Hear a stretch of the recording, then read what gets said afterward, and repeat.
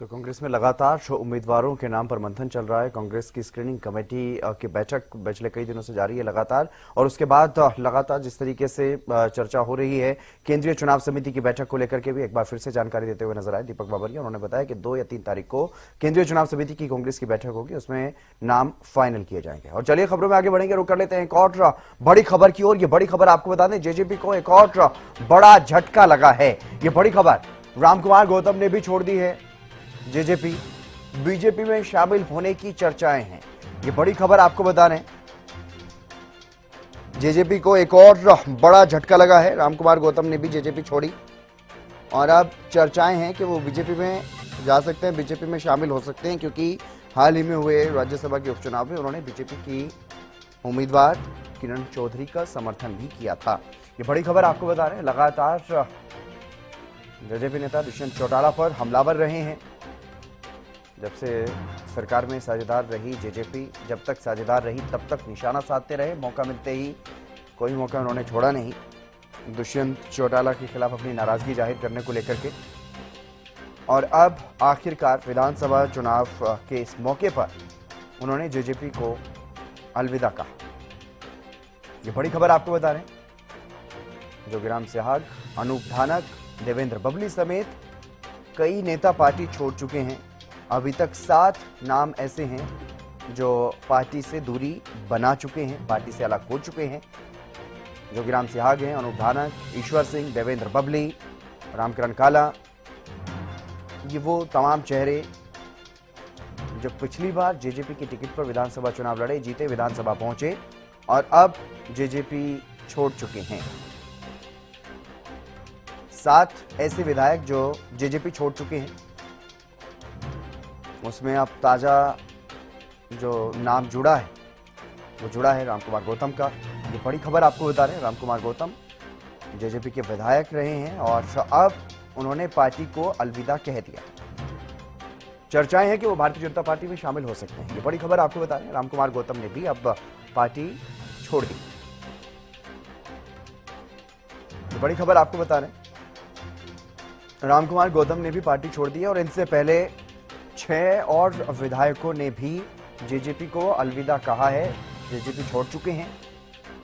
अब पार्टी में सिर्फ 3 चेहरे बचे हैं,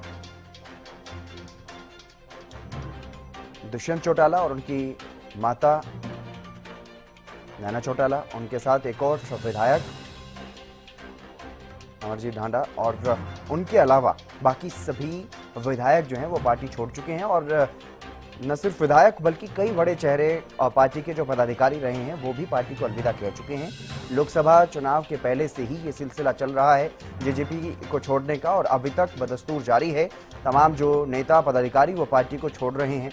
कुल मिलाकर के 10 विधायक थे, 10 में से 7 पार्टी छोड़ चुके हैं।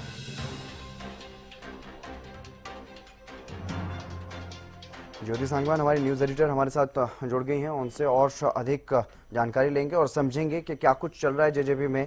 ज्योति, जिस तरह से एक के बाद एक 10 विधायक थे जेजेपी के पिछली बार साल 2019 में जो जीत करके विधानसभा पहुंचे थे, लेकिन विधानसभा चुनाव आते आते साल 2024 में 10 में से 7 विधायक बाहर जा चुके हैं पार्टी से। और पार्टी के न सिर्फ विधायक बाहर जा रहे हैं, न सिर्फ विधायकों की नाराजगी, बल्कि जो बहुत पिछले काफी समय से पार्टी से जुड़े हुए थे, इनेलो के समय से जो जुड़े हुए थे इस परिवार से, वो भी पार्टी छोड़ करके जा चुके हैं। किस स्थिति में देख रहे हैं जेजेपी को?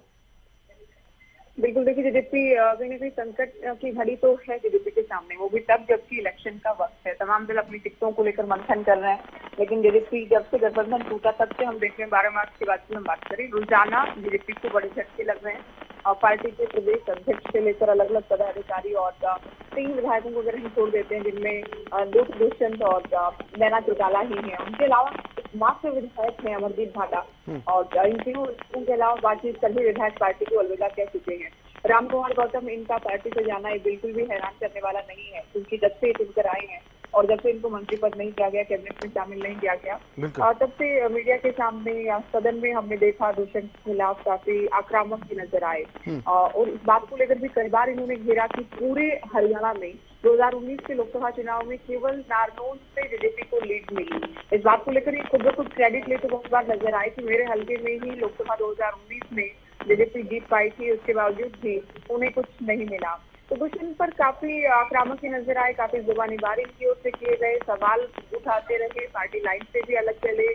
और अभी हाल ही में अगर हम बात करें बीजेपी के राज्यसभा उम्मीदवारों, चुनाव के लिए राज्यसभा उम्मीदवार नहीं, किरण चौधरी के पक्ष में इनकी ओर से वोट किया गया।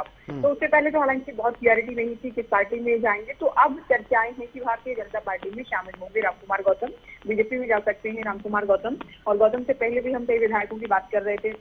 एक हैरान करने वाला नाम, हाँ, अनूप धानक जरूर था। अनूप धानक का बीजेपी को अलविदा कहे जाना, उनके अलावा बाकी तमाम नाम बिल्कुल भी हैरान करने वाले नहीं थे। ईश्वर सिंह की हम बात करें, रामकरण काला, देवेंद्र बबली, रामनिवास सुरजाखेड़ा, जोगीराम सिहाग, ये तमाम विधायक पार्टी को अलविदा कह चुके हैं। तमाम विधायक अब दूसरे दलों से लॉबिंग कर रहे हैं, टिकटों को लेकर प्रयास किए जा रहे हैं।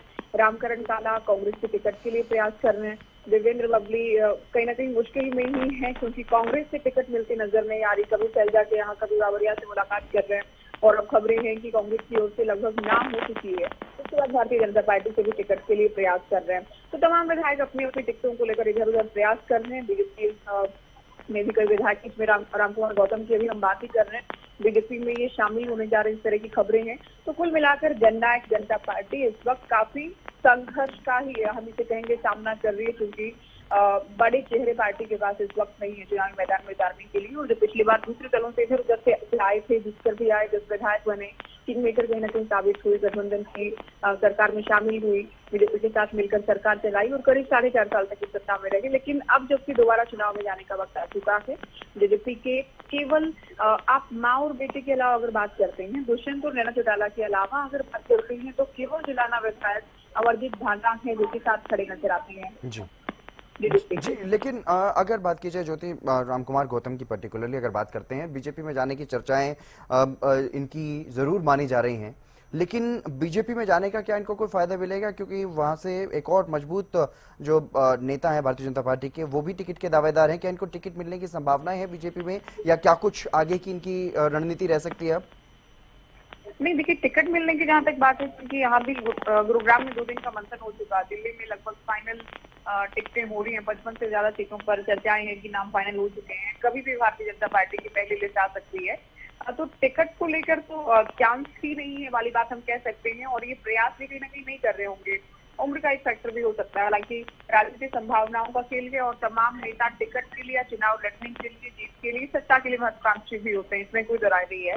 लेकिन ये संभव है कि इनका बीजेपी में जाने से कहीं ना कहीं बीजेपी की हेल्प जरूर होगी नारनौल में, क्योंकि नारनौल में पिछली बार बीजेपी नेता कैप्टन अभिमन्यु को हार का सामना करना पड़ा था। वरिष्ठ मंत्री भी हुए थे 2014 में, मनोहर पासवान में, उसके बावजूद भी उन्हें हार का सामना करना पड़ा था।